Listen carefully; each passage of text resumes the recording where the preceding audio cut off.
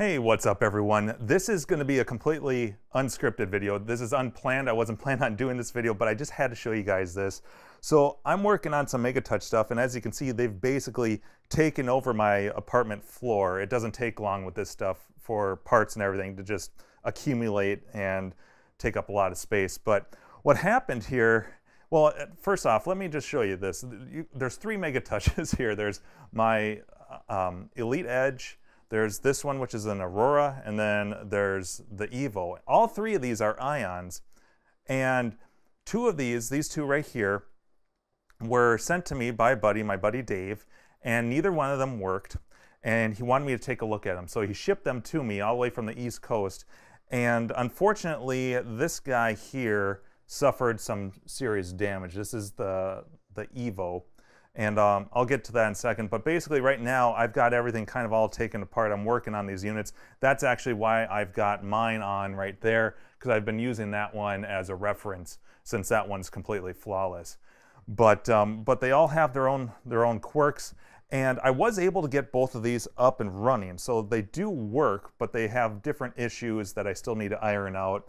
But as I was getting to, this Evo here suffered some major damage in shipping. Everything is just, I don't know.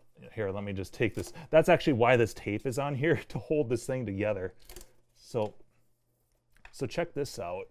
This thing won't even stay together. Normally this cable here is used so that when you open it up, it holds it in place. It holds the LCD and this panel from swinging all the way down like it does here. But the plastic, the housing that holds this screw in, completely ripped right out, so it doesn't even do that. So I've got the duct tape for it. But this guy, even though the case and everything was all damaged, actually I was able to get working. It just had it had a bad power supply. Actually, that's right here. This is the power supply. These fail all the time, but at least they're relatively inexpensive. They're about 30 bucks. It's a PC power supply, but so that was bad. I threw in a good one, which is actually over here now. And then it also had a bad I/O board. Those look like this guy here. This is a spare I/O board I have.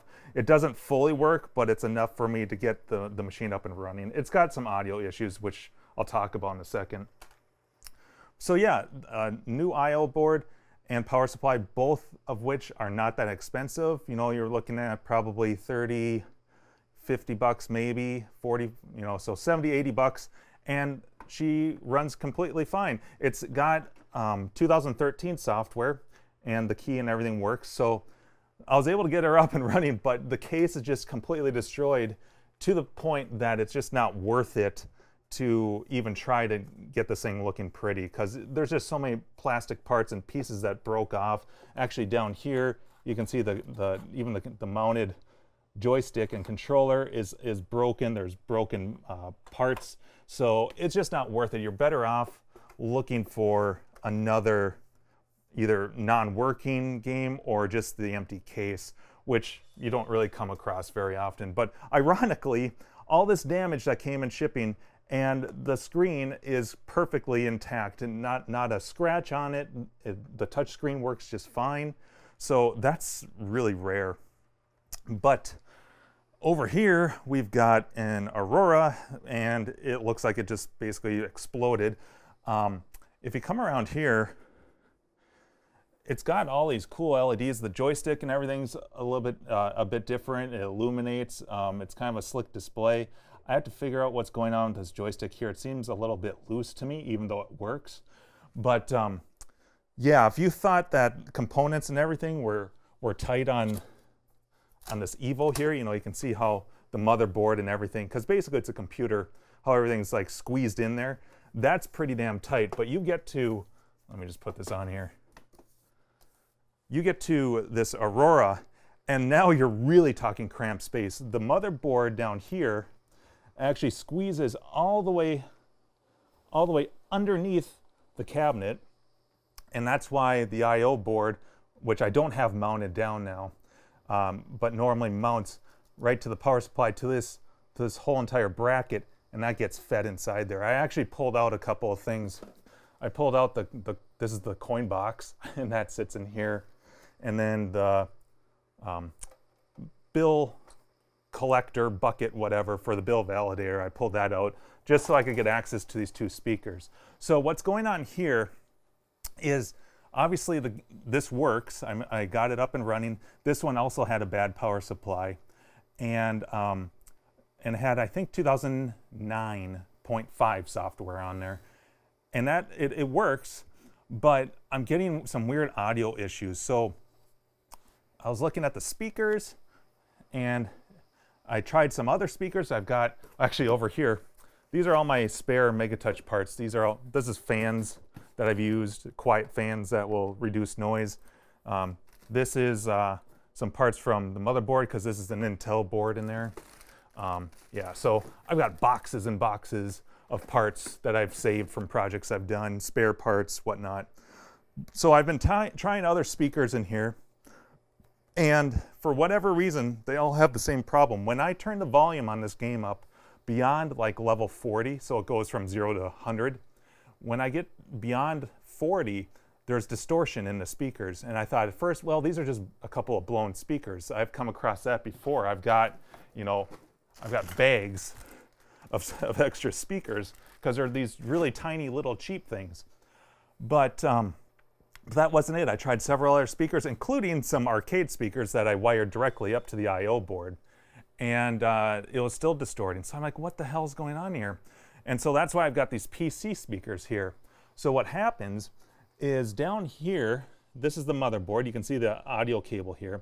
Right now I've got it running directly into my speakers, but normally this cable here plugs in, and then it runs into the I/O board, and then this plug here is for the speakers. You can see two sets of red and black, one set for each speaker. And so I bypassed that by running these PC speakers directly into the motherboard, and these sound fantastic. They sound perfect. And so that leads me to believe that it's an issue with the I/O board, because if I feed them, and I know the speakers I tried were good, if I feed them directly from the motherboard, it's fine. So, and this happened before. This actually happened with, I think it was my old Evo, Ion Evo, just like this one here that I sold. I think I had the same problem, and I swapped out the I/O board, and everything was hunky-dory. So that's my plan right now. I'm going to get a new used or whatever I/O board, a fully functioning one, swap that in here, see if that eliminates the problem.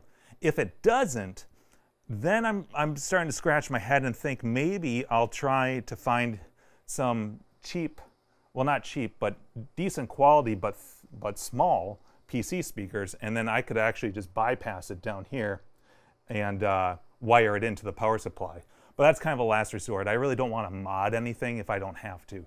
But so there it is. Oh, and you can see that I've got my keyboard here, because when you're loading new software, or you need to get into the BIOS, because it is a PC essentially. So it does come in handy to have an old PS2 keyboard, because these motherboards are pretty old. But yeah, I just wanted to show you guys that. That's kind of what I'm working on right now. And I do plan on doing some more Megatouch videos. I want to do kind of an introduction to how these things work, how the hardware works, the different models, and then of course the different games. I did a bunch of games with my old Megatouch unit, the old CRT, the Force Radeon, which is long gone now.